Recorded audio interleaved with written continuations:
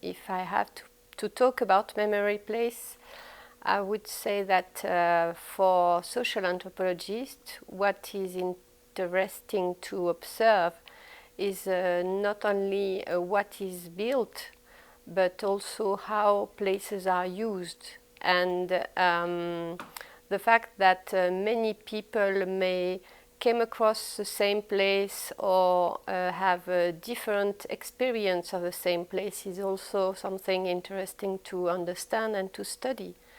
You can have a church, for example. Some people go there to pray. Some people go there because you can find some shadow, or you can be protected from the rain when it's raining. Some people want to visit the building for the sake of touristic reasons. And some people go there because it reminds them a pleasant memory of their life. So you can't, unless you don't study carefully the place and how it is used, you can't understand what it is made for. And sometimes the social uses of the same place are very different. It's an exhumation, a memory place. Exhumation and memory. Claro, un momento. Okay. ¿Variamos el plano o lo dejo? No, déjalo tal cual. Sí. Sorry. Well, exhumation is not a place. Exhumation is a moment or a practice. So, is a mass grave a memory place?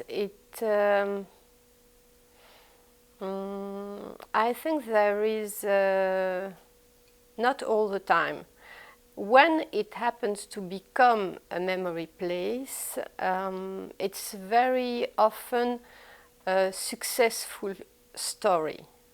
But some stories may fail, and sometimes an exhumation may end up in a place that will be forgiven, just left over, and people won't even remember that sometimes an exhumation occurred here.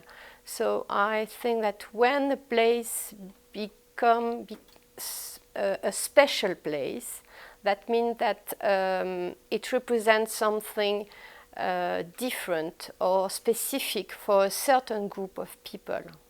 Okay, so is there is that correct? It's not the exhumation a place, but the mass grave is in a place. So yeah, so it depends of the people of what is happening, when, where.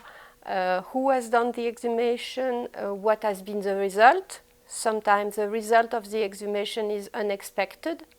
So mass grave become a disappointing place, a place of disappointment, or a place that people want to forget about. So it's these places, mass graves, are very complicated places. And sometimes they stay complicated for a very long time. If we take in account, for example, the mass grave of the Second World War, some of them have been completely forgotten, and they are found by chance because a road is built, because a building is built, and they end up by finding bones completely in an unexpected way. That means that this place, the mass grave, hasn't been a place of memory for anybody before. Yeah. So what is the relation between the tourist and this kind of place? You know, the Second War, I remember, for instance, Normandy, because the beach is in here and then it's the memory place. What happens? First, the necrotourism is a rather new phenomenon in the history of humanity. I think it's related to the tourism itself as a social phenomenon, and the need to have a relation between private memory and collective memory. So the phenomenon in itself is rather new. Then you have also places that at a certain moment become fashionable or you have to be there, or you have to go there, and you have to, and then the fashion change, and they become empty places because nobody go. So you can also study the history of a place, how it has become, and how a touristic place, and why it's not a touristic place anymore. I think it's these social uses are also very historical, and they are not permanent. Yeah, and the history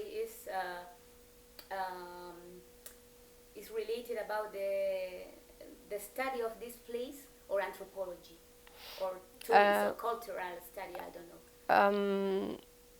The historians will give you information about the past, and social anthropology will give you information about the present time.